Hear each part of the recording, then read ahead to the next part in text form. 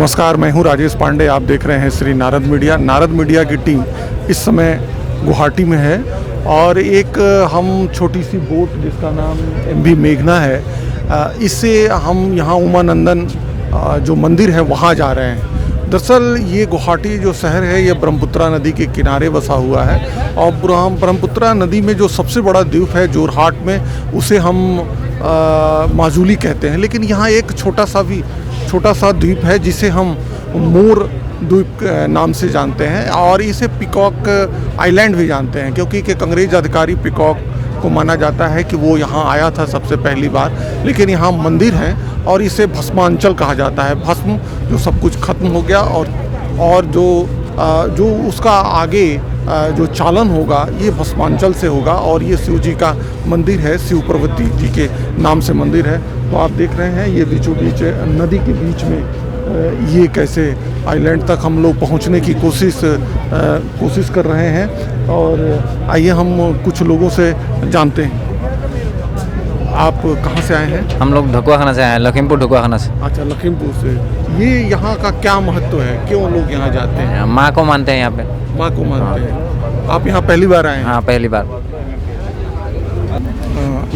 ये यहाँ का क्या इम्पोर्टेंस है, क्या रिलेवेंस है? पता नहीं, हम बेंगलोर से आए हैं, टूरिस्ट हैं, तो ये पहली बार असम के लिए आए हैं। तो साइट सीइंग में बोला था कि बहुत एक महत्वपूर्ण जगह है यहाँ पे, एक पिकॉक आइलैंड और एक बेसिकली कर्नाटका के हैं। तो बोला था कि यहाँ पे एक आइलैंड पे एक उमानंदा टेम्पल करके है, वो जो बहुत महत्वपूर्ण है, इसलिए देखने के लिए फैमिली के साथ आए हैं। क्या ये ऐसा नहीं लगता है कि इंडिया को ज़्यादा एक्सप्लोर नहीं करते हैं? कभी नहीं। आप जो भी जितना भी चाहो, एक लाइफ टाइम में इंडिया को पूरा डिस्कवर नहीं कर सकते। मैं ये कहता हूँ कि इंडिया के लोग अमेरिका जाते हैं, यूरोप जाते हैं, बट इंडिया को नहीं देखते हैं। बहुत सही है, आपने बहुत सही कहा, क्योंकि इंडिया में इतनी खूबसूरत जगह है, हाँ, बहुत सब कुछ है। बहुत बिल्कुल जो आपने कहा था, वो नॉर्थ से साउथ, ईस्ट से वेस्ट, लेकिन इतना जगह है कि एक लाइफ टाइम में पूरा इंडिया कवर करके डिस्कवर नहीं कर सकते। तो मैं आपका बात मानता हूँ कि दूसरे देशों जाने से पहले हमारा देश को पूरी तरह से घूम कर देख कर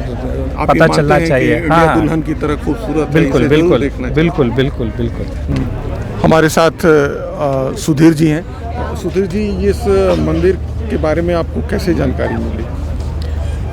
गुवाहाटी आने के बाद से जो हमारे संपर्क में लोग थे, उन्होंने बताया कि एक ऐतिहासिक भगवान शिव का यहाँ मंदिर है, जो कि ब्रह्मपुत्र नदी के बीचों बीच में है, उमानंद मंदिर। काफ़ी पौराणिक दृष्टि से इसका काफ़ी महत्व है, काफ़ी प्राचीन ये मंदिर है और इसकी भव्यता इस बात को उजागर करती है। चाहे यहाँ का जो प्राकृतिक सौंदर्य है वो बताता है कि हाँ, इसकी भव्यता रही है और आज से नहीं, प्राचीन काल से रही है, इसलिए इसे देखना चाहिए जी। यहाँ का क्या रिलेवेंस है, यहाँ क्यों लोग इतना आते हैं? ये नदी का अंदर में एक ये है बौद्वीप है, तो उसमें थोड़ा ज़्यादा अट्रैक्शन होता है, क्योंकि आपका इधर पे जो नदी चढ़ के, मतलब जहाज चढ़ के आने पड़ता है। ये एक आदमी को अलग एक अनुभव होता है। वेस्ट बंगाल? मैं basically from West Bengal, from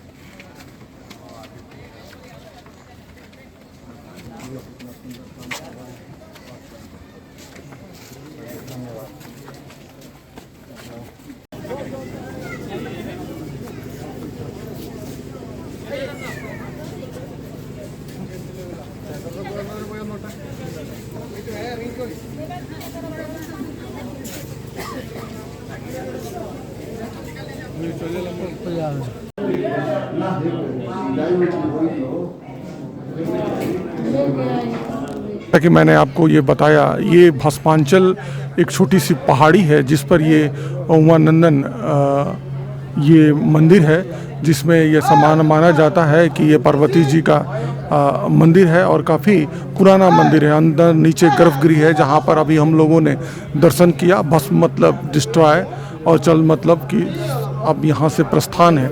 लेकिन ये पार्वती जी का आनंदमय स्थान है, बिल्कुल नदी के बीच में है, ब्रह्मपुत्र नदी के बीच में है। जब भी आप गुवाहाटी आएँ तो कामाख्या देवी की दर्शन करने के साथ साथ यहाँ पर दर्शन करें। आइए इस मंदिर के बारे में और हम ऐतिहासिक जानकारी लेते हैं पंडित जी से। मंदिर का ख्याति बहुत है, महत्वपूर्ण है। हाँ। क्या है ऐसा मंदिर में? ये मंदिर तो द्वापर में निकला है, स्वयं वो है, अपने आप निकला है। हाँ, शिव और पार्वती दोनों एक साथ। एक साथ। अच्छा, ये नदी के बीच में भी है, तब भी इसको कोई खतरा नहीं है? नहीं, खतरा नहीं है। इतने सालों से लोग यहाँ पे बहुत लोग आते हैं। हाँ, बहुत लोग आते हैं, देश भर से कोने कोने से लोग आते हैं। पूरा सुनते हैं कि जो यहाँ आते हैं उनकी मनोकामना हाँ पूरा पूर्ण होता है। पूर्ण होता है। अच्छा, और ये बता सकते हैं कि मतलब रोज लगभग कितने लोग यहाँ आ जाते हैं? 500,000 500,000 इतना। आप लोग पीढ़ी दर पीढ़ी यहाँ? हाँ, पूरा पीढ़ी तक पीढ़ी है। पीढ़ी दर पीढ़ी आप लोग यहाँ का पूरा काम देखरेख करते हैं। और ये यहाँ का और अच्छा करने के लिए क्या करना चाहिए जिससे ज़्यादा से ज़्यादा लोग आए? अच्छा, और भी जितना सुंदर है ना, इसका और अधिक सुंदर बनाने का हमारा प्रयास होना चाहिए। प्रयास होते हैं। आप रहने वाले कहाँ के हैं? हम तो मंदिर में रहते हैं। के साथ एक शख्स हैं, आप मनोज भाई हैं, आप मूलतः गुजरात के द्वारिका से हैं। आप यहाँ पे आए, क्या कैसे आपको पता चला, कैसे आया? जैसे हम जो भी है सनातन धर्म है, सबको मालूम है, और हम तो द्वारका के रहने वाले हैं, वतन हमारा द्वारका है। हालांकि मैं अपनी जॉब के लिए जामनगर गुजरात आयुर्वेद यूनिवर्सिटी में सर्विस कर रहा हूं, लेकिन कामाख्या मंदिर और आसाम में कितने सारे प्राचीन मंदिर है जिसका बहुत ही हमारा धर्म में महात्म्य किया गया है। तो हमने एक बार सोचा कि चलो ना, हम अपना इससे बहुत दूर है, एक बार देख के जाते हैं, माता जी का साक्षात देखते हैं, उसको दर्शन करते हैं। यहाँ आके जो श्रद्धा, जो विश्वास है, और यहाँ हम समुद्र के बीच में आपने जैसे देखा कि बद्रीनाथ आपका श्रीनाथ मंदिर है, बिल्कुल अंदर दरिया के अंदर गर्भगृह में लिंग है, भगवान शिव का लिंग है। तो वो तो कौन से काल में कितना साल, उसको बोलते हैं कि द्वापर काल में हो गए ये। तो इतने सारे ये सभी है, तो हमने हम चलो जाके देखते हैं। इसीलिए कहा जाता है कि सौराष्ट्र से सिलचर भारत एक है। यस, सौराष्ट्र आसाम सभी है। हम पहले बोलते थे ना कि काशी से कन्याकुमारी का, आसाम से ओखा तक सभी जगह हम लोग धर्म से जुड़े हुए हैं, कहीं कोई काटा नहीं है किसी को भी।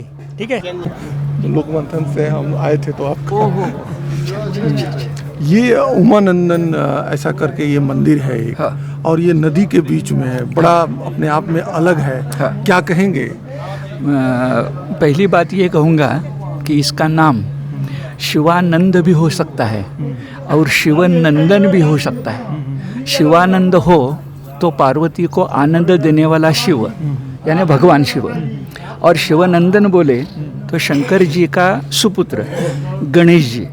आते आते मैंने देखा कि यहाँ शिवनंदन भी है, शिवानंद भी है, यानी भगवान शंकर भी है। और हमारे सनातन संस्कृति की एक खासियत है कि हम शिव भक्त होते हुए भी विष्णु भक्त हो सकते हैं। यह अद्वैत है। इसे शिव के सामने जाने के पहले हम विष्णु को वंदन करते हैं।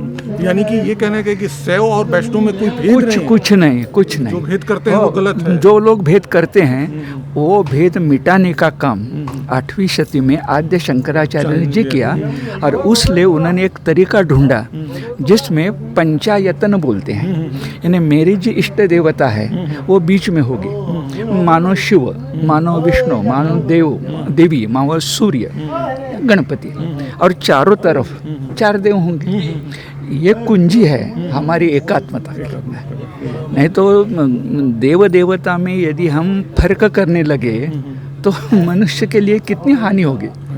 जैसा कि मैंने यहाँ देखा गर्भगृह है, नीचे तक जाके पूजा करते हैं। हाँ। और ये बिल्कुल नदी की जो धारा है काफी तेज है। हाँ। उसके बीच में भी जैसा पंडित जी लोगों ने बताया कि ये द्वापर युग से है। तो कुछ अलग शक्ति है ना? हो सकती है। इसमें पहली बात तो हमें ये लगनी चाहिए, ब्रह्मपुत्रा ये गंगा जी से भी बड़ी नदी है। पुण्यवान ऐसा नहीं, बड़ी नदी है। जैसा वो समुद्र है, ऐसे समुद्र में एक मिट्टी का बेट होना, ये मिट्टी है, यहाँ पौधा उगाता है, और ऐसे मिट्टी में जहाँ हम गर्भगृह करते हैं वो इतना नीचे हो जाए, वहाँ शिवलिंग होगा, यानी वो सनातन तो है ही। तो द्वापर युग से चला है या नहीं चला है, ये बात लोगों की श्रद्धा की है। लेकिन ये 8वीं शती, 9वीं शती, 10वीं शती ऐसी हो सकती है। यानी आज से कुल मिलाकर 1000 बरस पूर्व ये मंदिर डेफिनेटली खातरी से निश्चित हो सकता है। और एक ही विशेषता है, द्वापर युग का कैसा है, श्री कृष्ण जी का है। त्रेता, द्वापर, कलयुग, ये युगमान तो बहुत बड़ा होता है, वो श्रद्धा का विषय है। लेकिन हम इतना मान सकते हैं कि ये प्राचीन है, ऐतिहासिक है, ये तो सही बात। ये भारत की सांस्कृतिक विरासत है। सांस्कृतिक विरासत है। और आप ध्यान में लीजिए, कोई भी दैवत, कोई भी देव 1 पीढ़ी, 2 पीढ़ी, 2 पीढ़ी, 3 पीढ़ी रह सकता है, उसकी पूजा होती है। हमारी ये है कि हमें पुरखों ने दी है, हम आगे चलाते हैं। पीढ़ी के पीढ़ी, पीढ़ी के पीढ़ी, 25 ईयर्स की पीढ़ी होती है, 100 ईयर्स में 4 पीढ़ियाँ होती हैं। आज हम देखते हैं कि जनरेशन गैप होती है 2 पीढ़ियों में। बाप जो बोले वो बेटे को नहीं पहुँचता। हमें तो ऐसा नहीं होता। हम पुरखों से चले आए, ये परंपरा, जैसे नदी की धारा होती है प्रवाही, वैसी धारा के समान ही बह रही है। निरंतरता है, सातत्य है, निरंतरता है, अखंडता है, सनातनत्व है। सनातनत्व का मतलब ही यही है कि हम पुरातन हैं लेकिन नित्य नूतन है। ये विदेश में कहाँ भी नहीं मिलेगा। वो मॉडर्न होते हैं नहीं तो पुराना होते हैं, हम पुराना होकर भी मॉडर्न होते हैं। आपका शुभ नाम? मेरा शुभ नाम डॉक्टर मुकुंद दातार, मैं पूना से आया हूँ। ठीक है। मुकुंद जी ने कितनी विस्तार से बताया, और यही भारत की सांस्कृतिक विरासत है। इसीलिए कहा गया है, चंदन है इस देश की माटी, तपोभूमि हर ग्राम है, हर बाला देवी की प्रतिमा, बच्चा बच्चा राम है, बच्चा बच्चा राम है। मैं राजेश, श्री नारद मीडिया के लिए, आनंद धाम से।